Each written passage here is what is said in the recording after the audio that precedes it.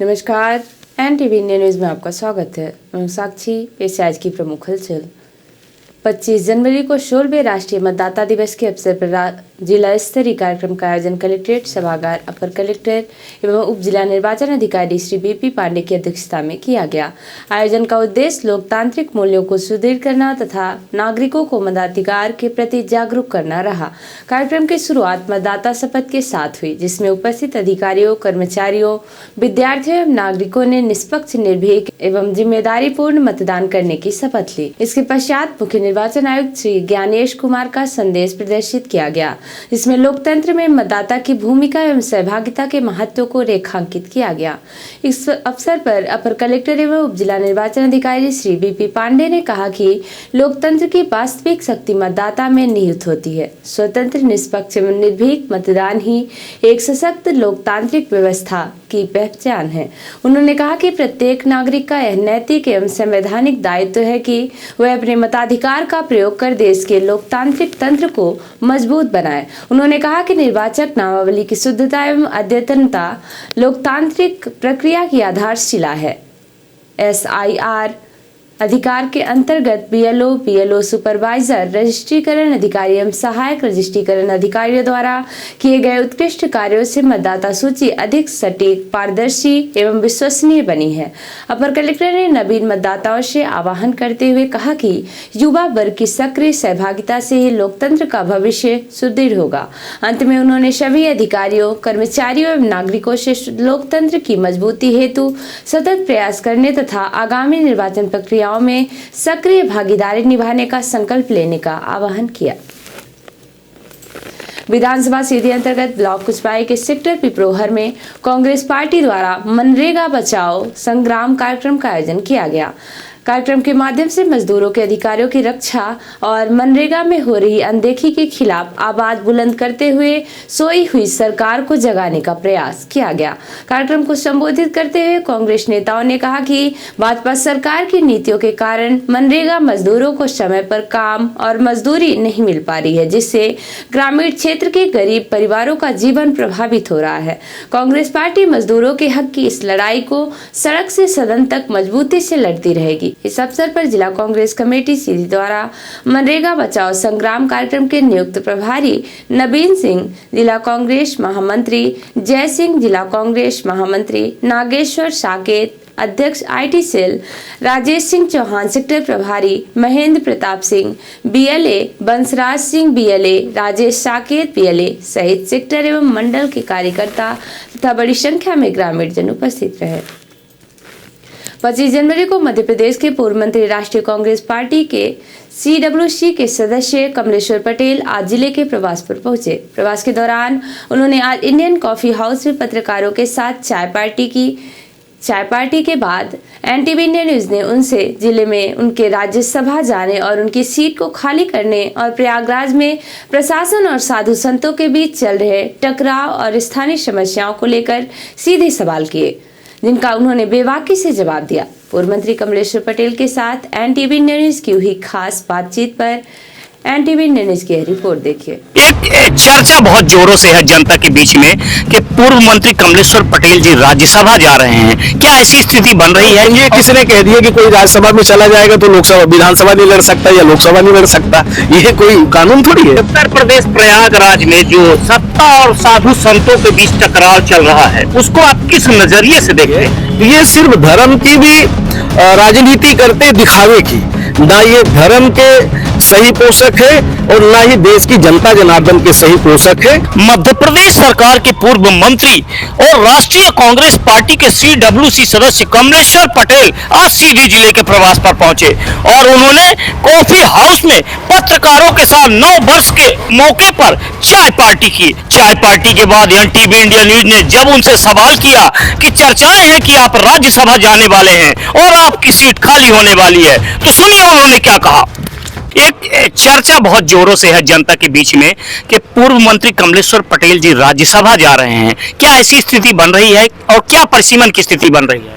देखिए, परिसीमन तो अभी जिन जिन राज्यों में हुआ है, सरकार किसी को भनक भी नहीं लगने देती है। अपने हिसाब से ये लोग परिसीमन कर देते हैं। तो परिसीमन में क्या ये लोग करेंगे, क्योंकि ये डरे सहमे लोग हैं। ये जो हमारी संवैधानिक संस्थाएं इसका लगातार दुरुपयोग कर रहे हैं। निष्पक्षता से कोई काम हो नहीं रहा। अभी SIR का जो काम हुआ उसमें लगातार गड़बड़ियां सामने आ रही हैं। SIR में बहुत सारे फेक आवेदन ले के लोगों के और BLO के माध्यम से दबाव डाल के कांग्रेसी मतदाताओं का नाम कटवाने का प्रयास किया जा रहा है। तो ऐसे ही इसमें भी होगा, परिसीमन में भी गलत तरीके से ही होगा जो भी होगा, पर हम लोग तैयार हैं। जो भी परिसीमन होगा उसके हिसाब से हम लोग अपनी रणनीति बनाएंगे और चुनाव आगे का लड़ेंगे। रही राज्यसभा की बात, ये हमारा शीर्ष नेतृत्व तय करता है कि किसको कहाँ क्या जिम्मेदारी देती है। पार्टी की जो भी दिशा निर्देश होंगे उसको हम सब लोग मिलकर पालन करें। लेकिन आपके क्षेत्र में बहुत से ऐसे हैं, विरोधी पार्टी के लोग हैं, वो सभी उम्मीदें पाल के बैठे हैं कि आप विधानसभा छोड़ के जाए तो उनके लिए और रास्ता आसान हो। क्या ये रास्ता आसान होने वाला है? देखिए, ऐसा है कि हमने पहले ही कहा ये पार्टी का काम है, और ये किसी ने कह दिया कि कोई राज्यसभा में चला जाएगा तो लोकसभा विधानसभा नहीं लड़ सकता या लोकसभा नहीं लड़ सकता, ये कोई कानून थोड़ी है। NTV इंडिया न्यूज ने पूर्व मंत्री कमलेश्वर पटेल से प्रयागराज में साधु संतों के हो रहे अपमान को लेकर उनकी प्रतिक्रिया चाही, तो उन्होंने कहा कि ये सरकार किसी की नहीं है, ये लोगों को धर्म के नाम पर, जाति के नाम पर बांटती है। आज भी धर्माचार्य आंदोलनरत है और सरकार सो रही है। तो ये सिर्फ धर्म की भी राजनीति करते दिखावे की, ना ये धर्म के सही पोषक है और ना ही देश की जनता जनार्दन के सही पोषक है। ये भारतीय जनता पार्टी के देश के प्रधानमंत्री से लेकर भाजपा के सारे नेता सिर्फ जाति और धर्म के नाम पे देश को बांटना जानते हैं। ये किसी भी वर्ग के हितैषी नहीं है, हम कह सकते हैं। मीडिया को प्रतिक्रिया देने के दौरान पूर्व मंत्री कमलेश्वर पटेल ने सीधी जिले के विकास को लेकर भाजपा के सांसद, भाजपा के विधायक और पूरी भाजपा पार्टी को ही घेर लिया और उन्होंने एक एक कर सवाल उठाए कि मेडिकल कॉलेज का क्या हुआ, सड़क का क्या हुआ, रेल अब तक क्यों नहीं आई, दिसंबर में प्लेटफॉर्म बन जाना था। आप लोगों पे सवाल उठता है कि कांग्रेस पार्टी इतने वर्षों तक सत्ता में रही, इस जिले में क्या किया, क्या कहना चाहेंगे आप? आज जो भी है सीधी जिले में, प्राथमिक स्कूल से लेके हायर सेकेंडरी, हाई स्कूल, महाविद्यालय, चाहे सीधी सिंगरौली जिले का, चाहे जिला मुख्यालय का महाविद्यालय हो, चाहे बरका का महाविद्यालय हो, मझौली का हो, सिहावल का हो, चुरहट का हो, सारे महाविद्यालय, चितरंगी, सब कांग्रेस पार्टी की देन है। बैढ़न का, सभी जगह जो भी आज डेवलपमेंट है कांग्रेस पार्टी का है। चाहे शैक्षणिक संस्था बनाने का काम हो और चाहे स्वास्थ्य सुविधाओं का हो।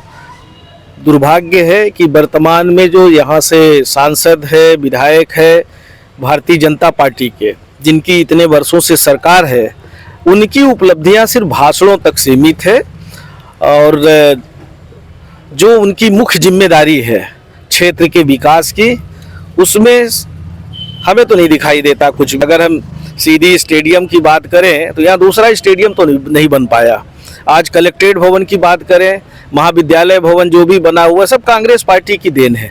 एक लॉ फैकल्टी यहाँ पे संचालित थी सीधी जिला सीधी महाविद्यालय में, वो बंद हो गई। भारतीय जनता पार्टी की सरकार इतने वर्षों से है और इन्हीं के कार्यकाल में बंद हुआ। प्राइवेट कॉलेजों को यहाँ पे लॉ फैकल्टी मिल जाती है और जहाँ इतनी सारी सुविधा है वहाँ लॉ फैकल्टी संचालित नहीं हो पा रही सरकारी महाविद्यालय में। ये कहीं न कहीं यहाँ भारतीय जनता पार्टी के जनप्रतिनिधियों की तो कमी है। मध्य प्रदेश के पूर्व मंत्री, कांग्रेस पार्टी के राष्ट्रीय CWC सदस्य कमलेश्वर पटेल ने आज पत्रकारों को 9 वर्ष की चाय पार्टी दी। इस दौरान उन्होंने पत्रकारों के पूछे गए कई सवालों के जवाब दिए और लोकसभा जाने पर भी अपना बेबाकी से उत्तर दिया और विरोधियों पर बेबाकी से सवाल उछालते हुए कहा कि क्या कोई राज्यसभा चला जाएगा तो क्या लोकसभा और विधानसभा चुनाव नहीं लड़ सकता? ऐसा तो कानून में नहीं है। NTV इंडिया न्यूज के लिए धर्मेंद्र की रिपोर्ट।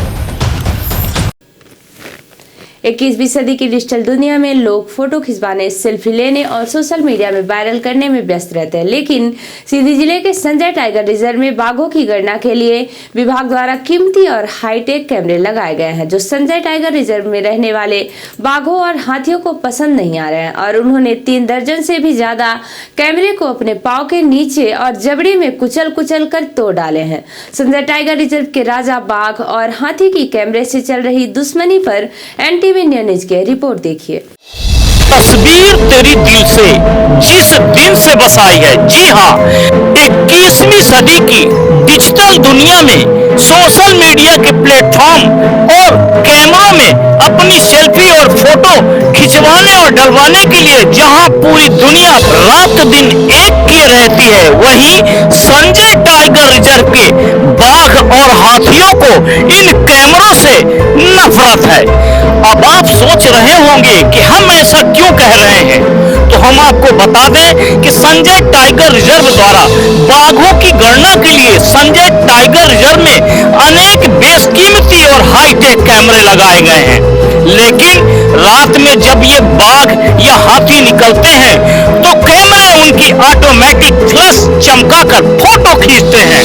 ऐसे में बाघों को और हाथियों को अपनी फोटो खींचनी नागवार गुजर रही है। संजय टाइगर रिजर्व के विभाग के अधिकारियों के अनुसार यह मामला तब खुलकर सामने आया जब जंगल में कई कैमरे टूटे हुए मिले।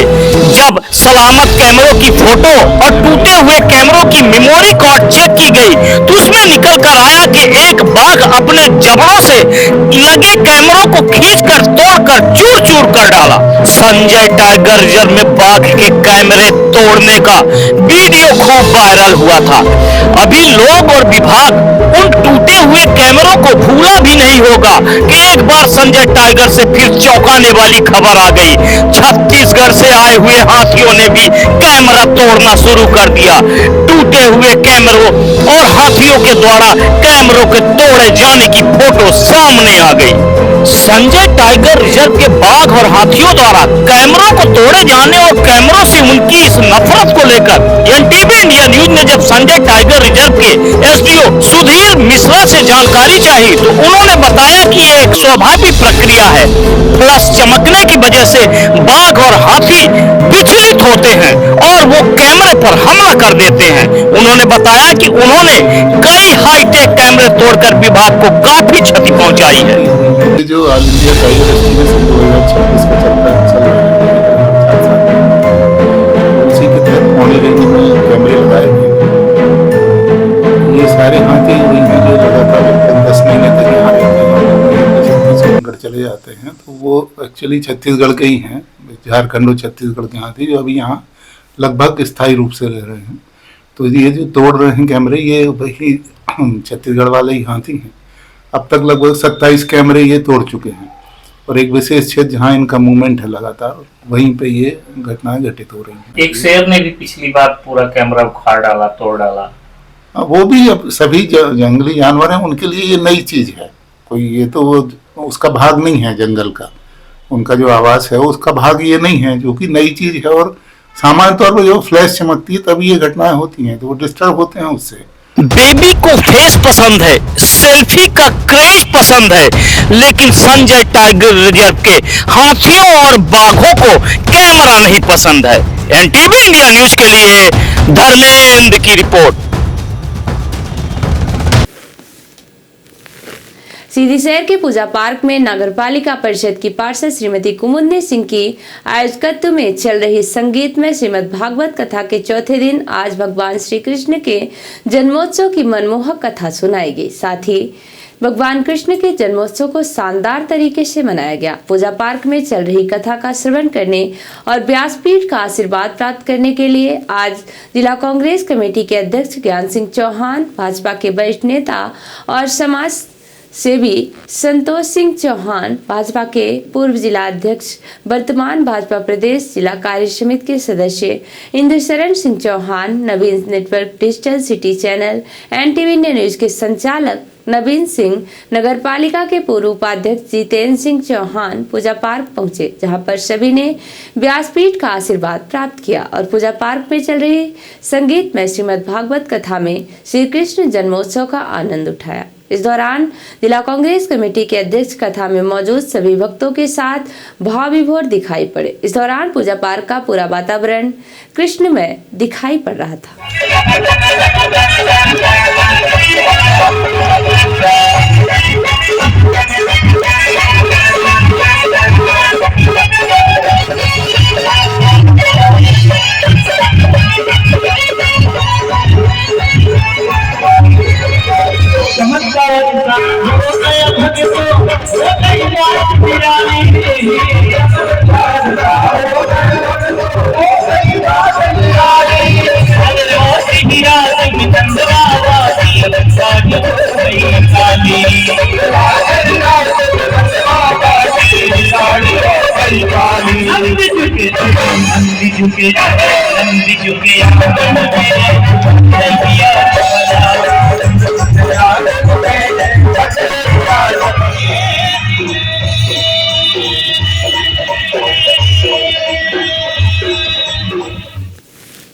तो ये थी आज की प्रमुख हलचल।